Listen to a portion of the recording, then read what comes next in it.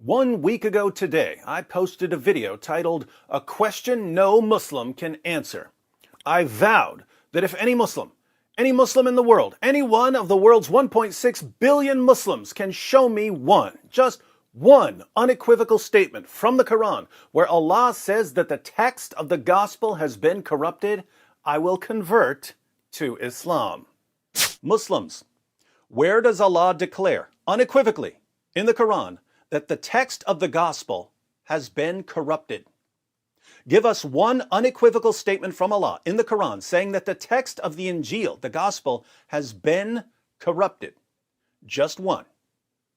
If you can give us one unequivocal statement from Allah in the Quran saying that the text of the gospel has been corrupted, again, I will record myself bowing down and reciting the Shahada.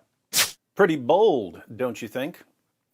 It seems like I must know something. It seems like I must know that even though practically every Muslim you'll ever run into believes that the Quran says that the Christian scriptures have been corrupted, this belief is nothing but a myth spread by Muslim leaders in order to keep Muslims in a state of ignorance. Muslims in the comments section, as predictable as they are, didn't heed my warning. I warned them. Now, I know that you Muslims who watch my videos don't read your own sources, let alone our sources. So all you're about to do is Google, where does the Quran say that the gospel has been corrupted? And you're going to get some verses. But before you post those verses in the comments section, try reading them. Ask yourselves, where does this verse say it's referring to the gospel? Where does this verse say it's about the corruption of the text, not about people misinterpreting the text or misrepresenting the text? How did Muslims in the comments section respond?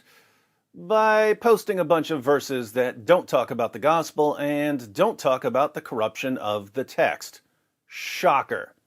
Now, why wouldn't they just quote all the Quran verses that clearly say that the gospel has been corrupted? Because there are none. The Quran affirms the inspiration of the gospel. The Quran affirms the preservation of the gospel. And the Quran affirms the continuing authority of the gospel. The Quran nowhere so much as hints that the gospel has been corrupted. But something interesting happened. Muslim YouTuber Mufassal Islam posted a response to my challenge, and Muslims started sending me the link to his video. David, Mufassal Islam refuted you. Are you ready to convert to Islam? Here's the link to his video. I got that message over and over and over again until I finally watched Mufassal's video and found that he agreed with me and proved me right. Mufassal Googles the Quran verses that Muslim apologists deceptively use as they attempt to prove that some earlier scriptures have been corrupted, but Mufassal admits that none of these verses directly mention the gospel. Okay, David, I will Google it. You are right. None of these verses refer directly to the gospel. Did you catch that? He said I'm right. You are right. I'm what? You are right. I like the sound of that. Say it 3 more times, Mufassal. You are right. You are right. You are right. And what was I right about? Please remind my viewers. None of these verses refer directly to the gospel. After admitting that there's no verse that directly refers to the corruption of the gospel, he tries to build an indirect case by saying that the Quran tells Christians not to go to excess in our religion and that this is somehow indirectly suggesting that the gospel has been corrupted. We did an entire live stream going through everything Mufassal said. The link to that live stream is in the description box, along with the link to Mufassal's video. But for purposes of this video, the only thing that matters is that Mufassal admitted that I'm right. You are right. None of these verses refer directly to the gospel. Muslim apologists twist and distort verses to make them sound like the verses are talking about the corruption of some previous scripture, but even if they were talking about the corruption of some text, They don't mention the gospel. That's the problem. Verses Assalamu alaikum and hello to my non-Muslim viewers. Christian psychopath David Wood has made this pretty bizarre video where he boasts that if any Muslim can prove him wrong, he'll convert to Islam or he'll become a Muslim.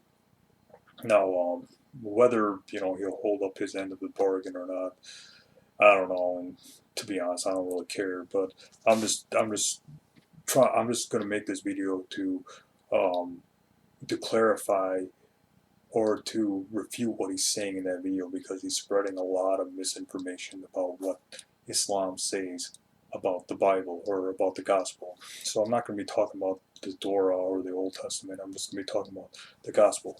First of all, in that video, I noticed in that video, that video I played in that other video, he doesn't give the definition of what the gospel is. So let's go to the New Testament to see what the definition of the gospel is. What is the gospel? The gospel is basically it's a Greek word, and it means the good news. So we find the word gospel in the New Testament, which predates the Quran by at least 600 years. So what is the gospel according to the New Testament? According to 2 Timothy chapter 2 verse 8. Again, that's 2 Timothy chapter 2 verse 8. The gospel is the resurrection of Jesus, right?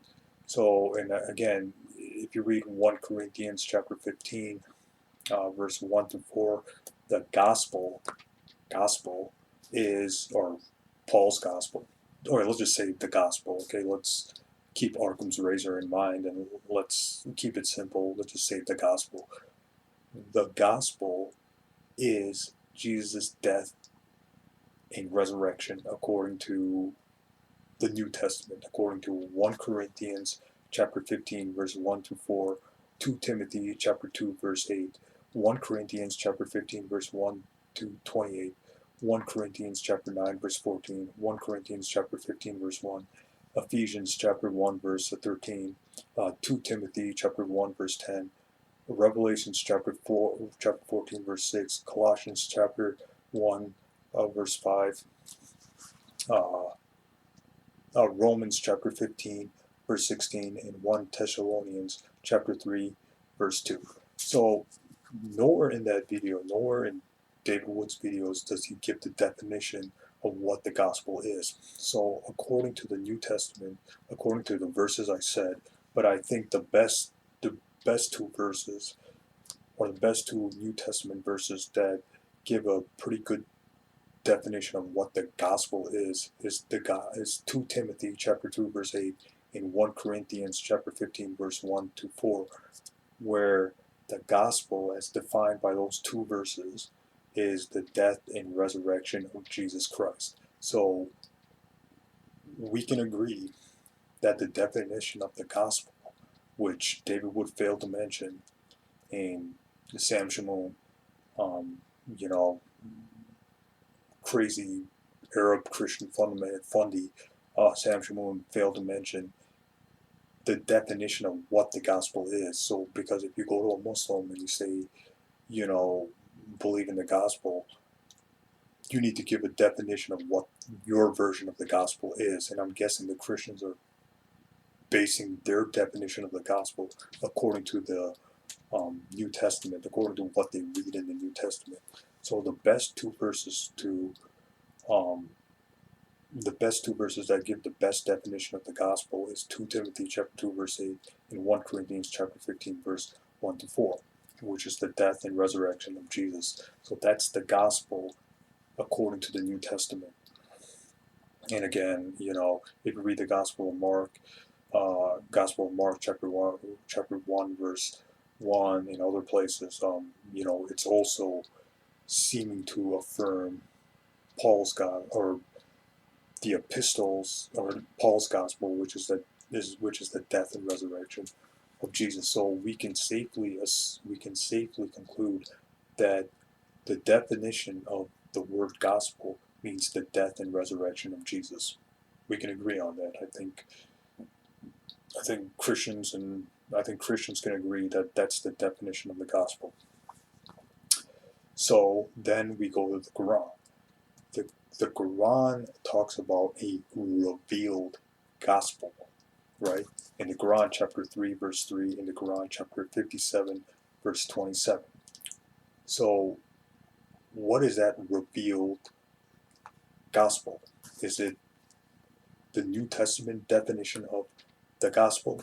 No, it isn't, because there are at least 2 verses in the Quran which show that show not only that the gospel wasn't preserved, but that the gospel is corrupted, that the New Testament definition of the gospel is corrupted. And that's the Quran chapter 5, or I'm sorry, the first verse is the Quran chapter 4, verse 157.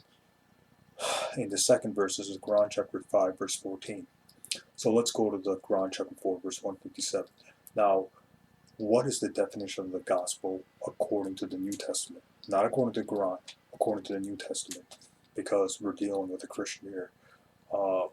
The definition is the death and resurrection of Jesus, according to the 2 Timothy chapter 2, verse 8, and 1 Corinthians chapter 15, verse 1 to 4. Now, there are other verses that define the gospel, but I'm just trying to, I'm giving the 2 verses, 2 New Testament verses, which I think give the best definition. So I'm just going to use those 2 verses just to keep the video short and simple.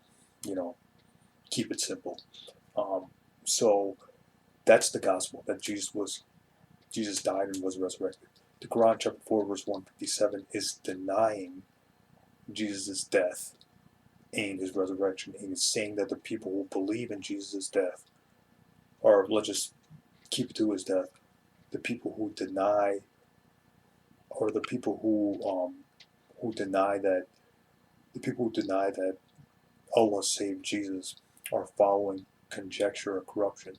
So what that means is the people who believed Jesus died on the cross are following conjecture and corruption.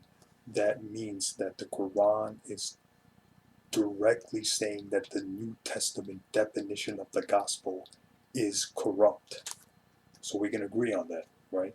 So here, let me read the Quran chapter 4, verse 157 in its entirety.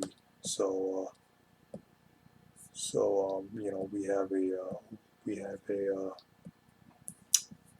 we have a understanding of what the Quran chapter 4 verse 157 is saying here. And let me get to it. Okay, so it says, and again, I'm reading from the Quran chapter 4 verse 157, Yusuf Ali translation. It says, and they're saying, surely we have killed the Messiah, Jesus, the son of Mary, the apostle of Allah.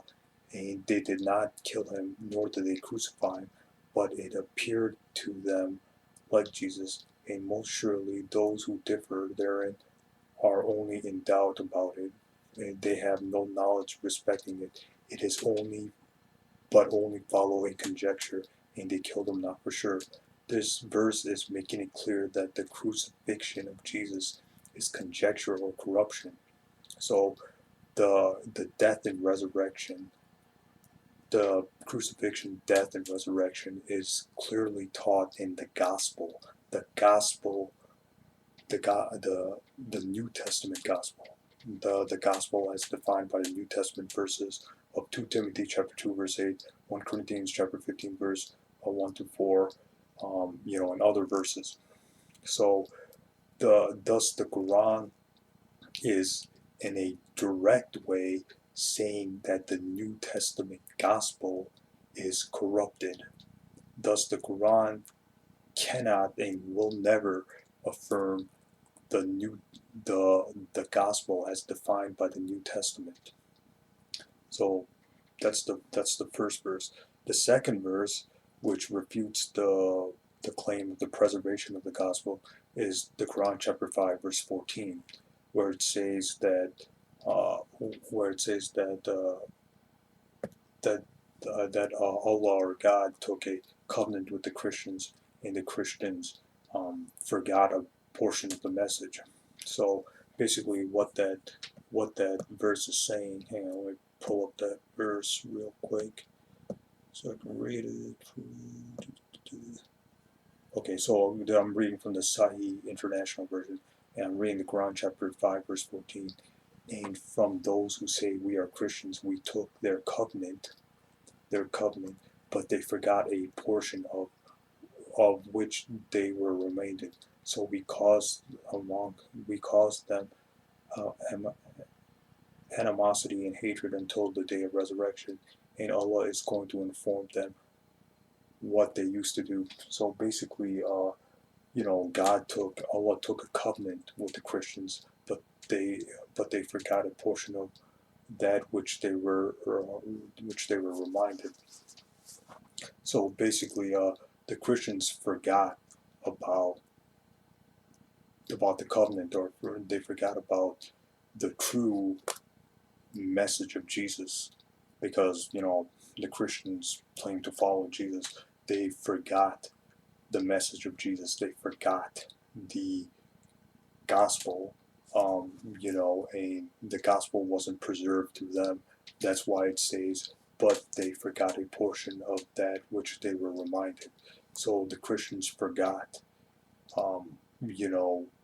the true message of Jesus, the true gospel of Jesus, according to the Quran, chapter 5, verse 14. So that clearly refutes David Wood's claim that the gospel, that refutes David Wood's claim of the preservation of the gospel.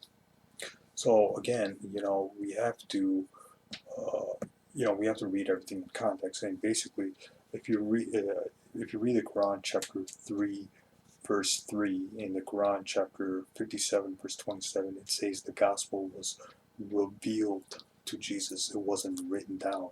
No, the Quran never says that Jesus wrote down the gospel. In the Quran, chapter 3, verse 3, in the Quran, chapter 57, verse 27, it says the gospel was revealed to Jesus, not written about him. So here we see that the New Testament gospel is that Jesus was crucified and resurrected. In the Quran, chapter 4, verse 157, directly says that those who follow the death and crucifixion of Jesus are following conjecture, corruption. That means that the Quran directly says that the New Testament definition of the gospel is corruption and conjecture. So the Quran, chapter 4, verse 157, is clearly saying that the gospel, as defined by the New Testament verses of 2 Timothy chapter 2, verse 8, and 1 Corinthians chapter 15, verse 1 to 4, is that it's corruption. According to the Quran, the New Testament gospel is corrupted. It's invalid. It's conjecture. So so then the question really arises: what is the gospel of Jesus according to the Quran? Well, if you read Tafsir Ibn Kathir's commentary on the Quran, chapter 3, verse 3, Ibn Kathir says that the gospel actually is a prediction of Muhammad. So the definition of the Quran's gospel is the Quran's definition of the gospel is the coming of Muhammad and the Quran. So basically, the Quran's gospel is really Muhammad and the Quran. If you read the Quran, chapter 61, verse 6, Jesus' gospel, according to the Quran, is the prophecy of the coming of Ahmad. Who is Ahmad? Ahmad is another name for Muhammad. So basically, Jesus is basically telling the Israelites that that Ahmad is coming, right? So if you read the commentaries, you read Tafsir al-Kathir, Tafsir al-Tabari, Tafsir al-Qurtubi, etc., etc., it's basically saying that the gospel, according to the Quran, according to Islam, the gospel is actually the message of Muhammad. The gospel, according to the Islamic version of the Quranic version of the gospel, has been overthrown by the Quran, according to the Quran, chapter 5, verse 48. So the Quran's gospel is really the Quran in Muhammad. The Quran's gospel is not the New Testament in its version of Jesus, and it's not it's not saying follow Jesus. The Quran's gospel is saying follow Muhammad according to the Quran, chapter 61, verse 6. And the Quran's gospel has been overthrown by the Quran itself in the Quran chapter 5 verse 48. So basically the Quran overthrows the Torah. It overthrows the Zabur or the Psalms. It overthrows the gospel according to the Quran chapter 2 verse 185, Quran chapter 5 verse 68, Quran chapter 18 verse 54, Quran chapter 30 verse 58, Quran chapter 39 verse 27, and the Quran chapter 5 verse 48. So the Quran's gospel is really the Quran. The Quran's gospel is really Muhammad. So that's the real, according to Tafsir ibn Kathir, Tafsir al-Tabari, Tafsir al-Qurtubi, Tafsir ibn Abbas, etc. So you can read those commentaries on yourselves. I just want to make this video as short as possible. So again, so they would never give a definition of what the gospel is, right? So he wasn't, like I said, he's just not an honest person. And then the Quran clearly talks about the corruption of the previous scriptures, which includes the Torah, Psalms, and the New Testament. In the Quran chapter 2 verse 79, Quran chapter 2 verse 75, Quran chapter 4 verse 157, etc., etc. So basically, we need to get he needed to give the definition of what the gospel is. And the gospel, according to 2 Timothy chapter 2 verse 8 and 1 Corinthians chapter 15 verse 1 to 4, is the death and resurrection of Jesus, which the Quran flat out denies, saying the Quran clearly denies the crucifixion and death of Jesus. In the Quran chapter 4 verse 157, it says those who follow the death and crucifixion of Jesus are following conjecture and corruption. Thus, this is a direct way of saying that the New Testament gospel, or the gospel as defined by the New Testament, not the Quran, but the New Testament, the gospel as defined by the New Testament, is corrupt. So basically, what is the Quran's gospel? The Quran's gospel is the message of Muhammad. The Quran's gospel is the Quran overthrowing everything that came before it, the Psalms, the Torah, and the gospel of Jesus. So if you read the Quran chapter 5 verse 48, it says the Quran has to be followed by everybody, including the people of the Injil, the people of the Injil, or the people of the gospel, the people of the Torah. Everybody, according to the Quran chapter 5 verse 48, has to follow the Quran. So the real gospel is not the New Testament. The real gospel, according to Islam, according to the Quran, according to the Islamic gospel, the gospel is not the New Testament, which came 600 years before. The Quran's gospel is actually the Quran in Muhammad. So the Quran's gospel is not the New Testament in Jesus. The Quran's gospel is Muhammad in the Quran, according to the Quran chapter 5 verse 48, Quran chapter 61 verse 6. So that's the definition of the Quran's version of the gospel. Again, you can read Tafsir ibn Kathir on Quran chapter 3 verse 3. And again, the Quran says follow the Prophet Muhammad, and the Prophet Muhammad said follow the Muslim scholars, the 3 generation Muslim scholars after him. So that's the definition of the gospel. That's the definition of the Quranic gospel. The Quranic gospel is really the Quran in Muhammad. It's not the New Testament in Jesus. So hopefully that refutes David's claims, and hopefully he does convert to Islam. So he better, hopefully he didn't auction off the his Islamicized me clothing and prayer rugs and stuff like that. He's gonna need it, because guess what? Now he has to convert to Islam. Thanks a lot.